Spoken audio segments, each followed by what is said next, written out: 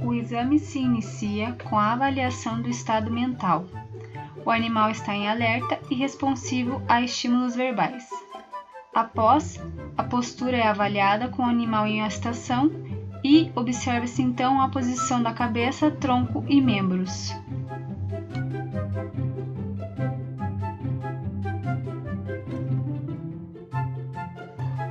Na etapa de locomoção, o animal deve ser observado caudalmente para avaliar os membros pélvicos e frontalmente para avaliação da posição da cabeça e membros torácicos.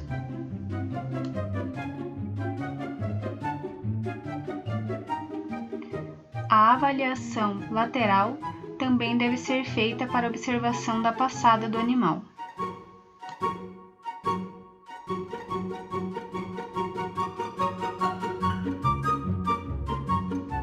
O animal também deve ser desafiado a subir e descer rampas e escadas. Através do teste de locomoção, pode-se observar e diferenciar claudicação de ataxia.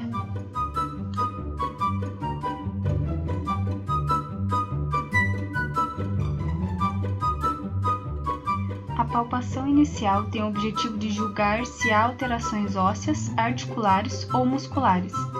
Nos músculos, avaliamos simetria, tônus e força dos músculos.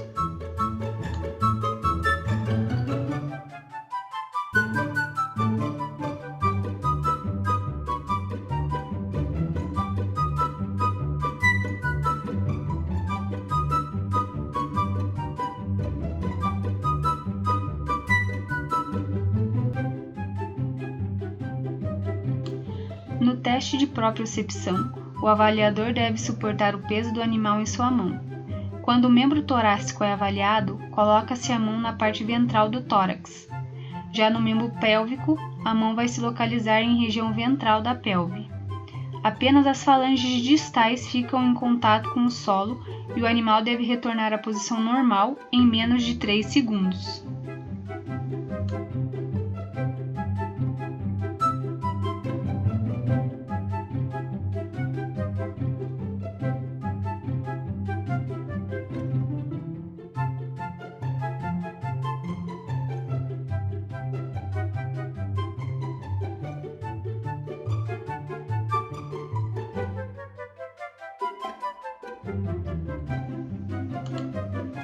A prova do carrinho de mão consiste em tirar os membros pélvicos do solo e forçar o animal a caminhar. É um teste que avalia a região cervical e cérvico-torácica. Ao levantar a cabeça do animal, diminui o seu campo de visão e ocorre a extensão dos membros torácicos.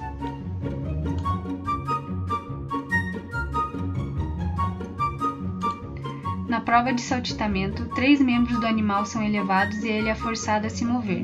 A flexão e extensão dos membros devem ser realizadas com vigor, sem desequilíbrio ou queda, e todos os membros são avaliados independentemente da suspeita clínica.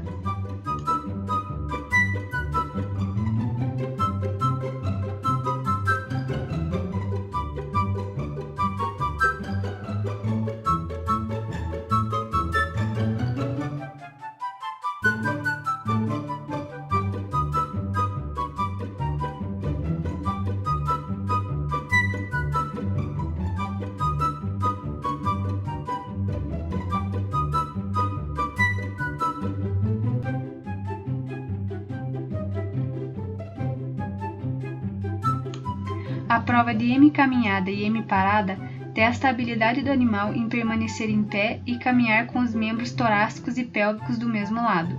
Serve para avaliar hemiparesia e hemiplegia.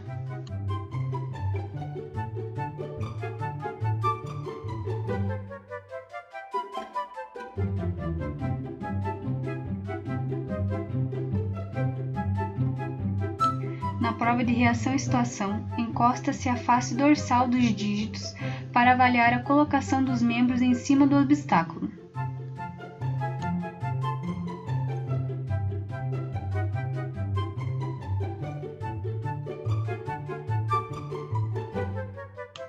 reflexo patelar, a percussão é feita no ligamento patelar para a avaliação do nervo femoral. O esperado é que ocorra a extensão do joelho.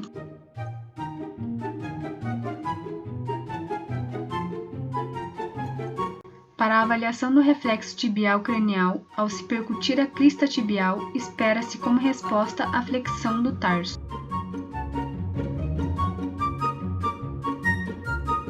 O reflexo do flexor do membro pélvico é avaliado apertando os interdígitos. Este teste avalia a integridade de L6 a S2, principalmente L7 e S1. O esperado é que o animal flexione o membro.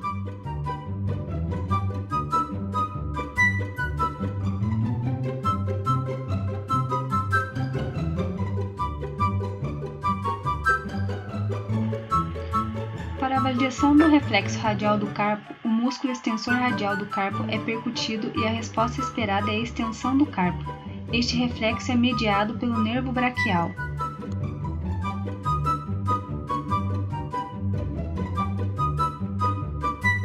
O reflexo tricipital é avaliado pela percussão do tendão tríceps braquial. Uma resposta normal é a contração desse músculo, mas em animais rígidos pode ser difícil de estimular este reflexo. Avalia-se a integridade do nervo radial e segmento de C7 a T2 da medula espinhal.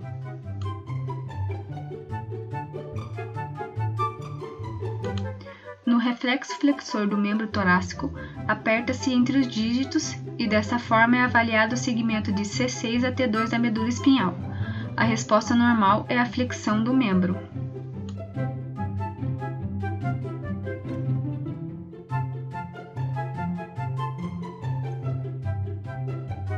No reflexo perineal, estimulamos com uma pinça a região do períneo. É avaliada a integridade dos segmentos sacral e caudal da medula espinhal, assim como os ramos do nervo perineal e pudendo. Espera-se que haja contração do esfíncter anal externo e flexão da cauda.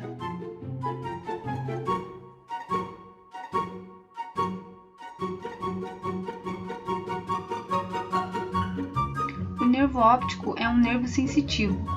Este teste avalia se o animal acompanha o movimento da bolinha de papel, indicando que consegue vê-la.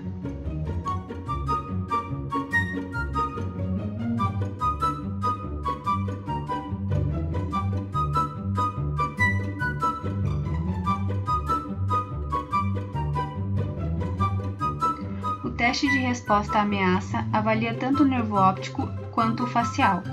O animal enxerga a mão e pisca como resposta, pois o sétimo par de nervo controla as expressões faciais.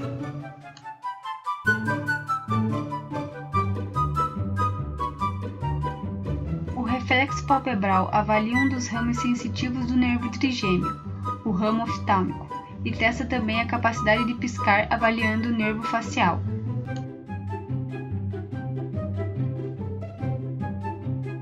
Na avaliação do reflexo corneano, a sensação da córnea depende do ramo oftálmico do nervo trigêmeo, e a resposta normal é a retração do globo ocular mediada pelo nervo abducente.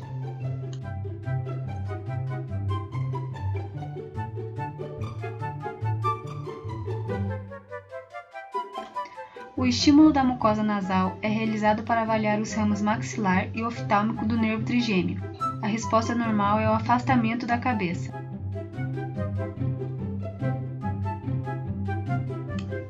O nervo óculo-motor contrai a pupila e é avaliado pelo teste do reflexo pupilar. Usando uma fonte de luz em um dos olhos, espera-se que o lado direito e consensual contraiam.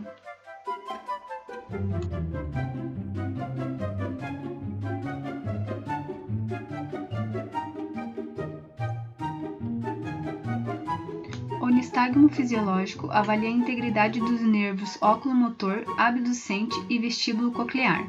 A resposta esperada é o movimento rítmico e involuntário dos olhos, que geralmente apresenta fase lenta na direção oposta à rotação da cabeça e fase rápida na mesma direção.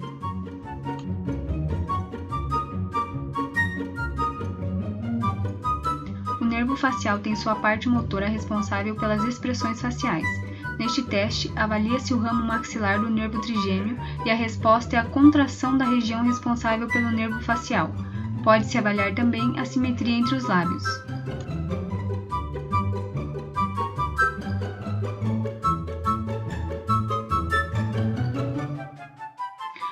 avaliação motora do nervo trigêmeo é responsável por inervar os músculos da mastigação.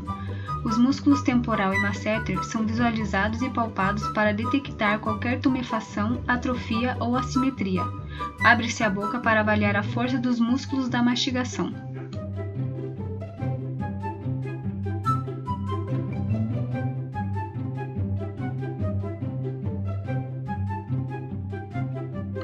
O nervo hipoglosso inerva a língua. Quando a boca é aberta, vemos a movimentação da língua.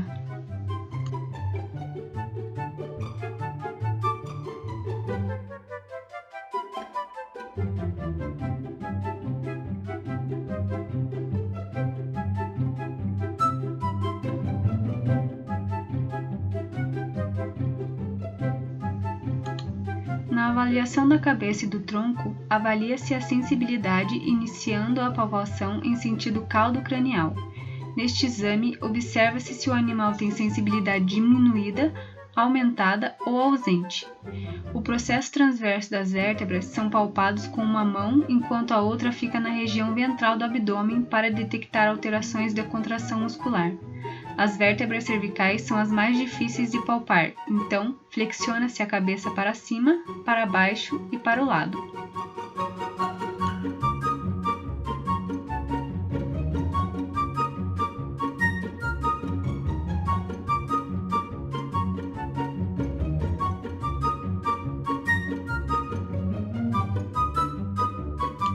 A dor superficial é aguda e bem localizada. A flexão reflexa do membro indica que o neurônio sensitivo e seus segmentos espinhais estão normais. Choro ou mordida indicam que as vias de dor ascendentes da medula espinhal, tronco encefálico e prosencéfalo estão normais. Na dor profunda, a retirada do membro indica que o arco reflexo está normal e a resposta comportamental indica uma percepção consciente.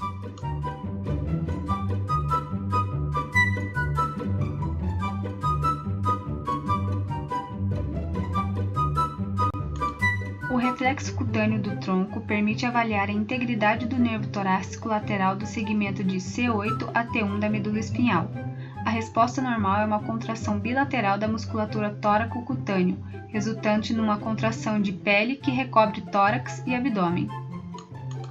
O reflexo cutâneo do tronco permite avaliar a integridade do nervo torácico lateral do segmento de C8 a T1 da medula espinhal. A resposta normal é uma contração bilateral da